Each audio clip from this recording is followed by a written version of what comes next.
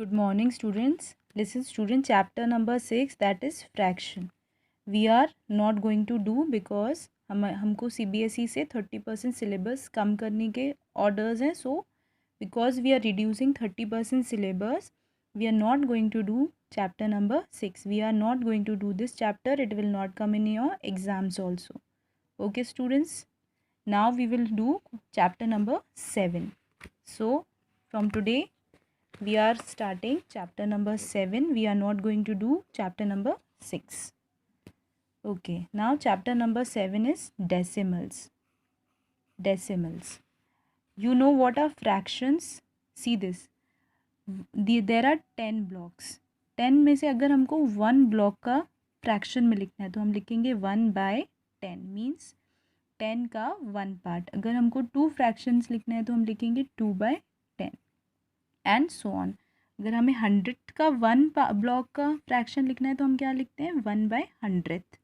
And अगर हमको 1000 का 1 पार्ट का फ्रैक्शन लिखना है तो हम लिखते हैं 1/1000. इसका मतलब होता है कि 10 पार्ट्स में से 1 पार्ट.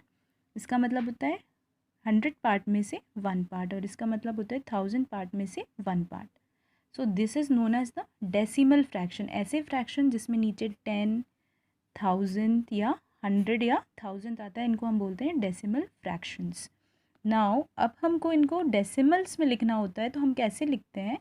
अगर 1/10 को हमको डेसिमल में लिखना है तो हम लिखते हैं 0.1. दैट मीन्स हम 0 लिखते हैं, पॉइंट लगाते हैं और जो भी पार्ट रहता है, ये 1 पार्ट है 10 का तो हम लिखेंगे 0.1.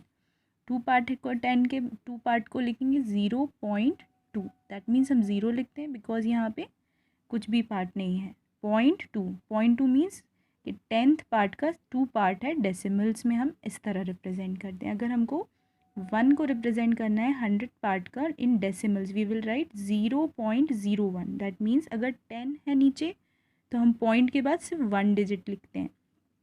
अगर 100 है नीचे तो हम पॉइंट के बाद 2 डिजिट लिखेंगे 0.1.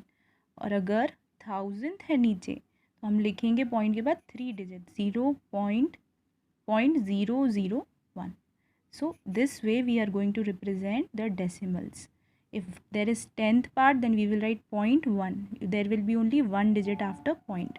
In 100 part, there will be 2 digits after 10. And in 1000 part, there will be 3 digits after point. So this way we are going to represent decimals. This point is the decimal, symbol of decimal. Now see this, we have to study place value.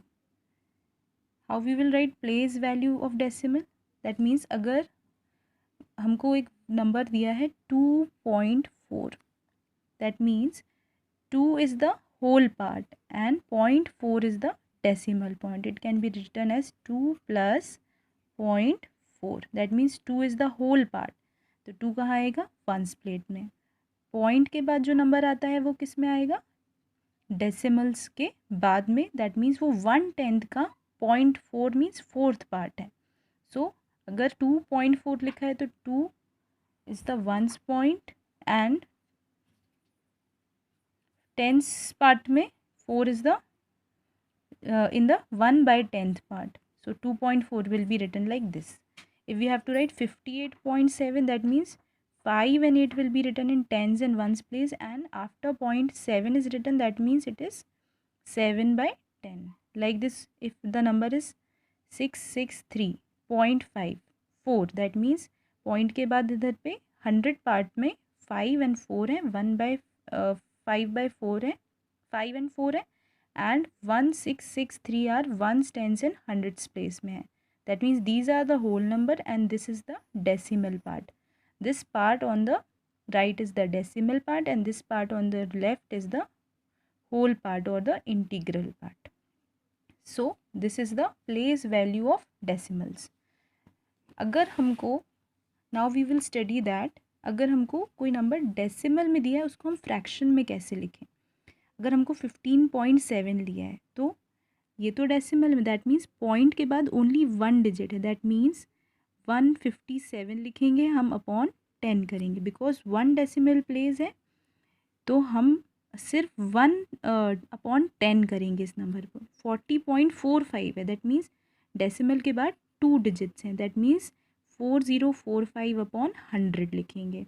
अगर 84.035 है तो हमें पता है decimal के बाद 3 digits हैं, that means upon में क्या आएगा 1000, हम इसको लिखेंगे 84035/1000।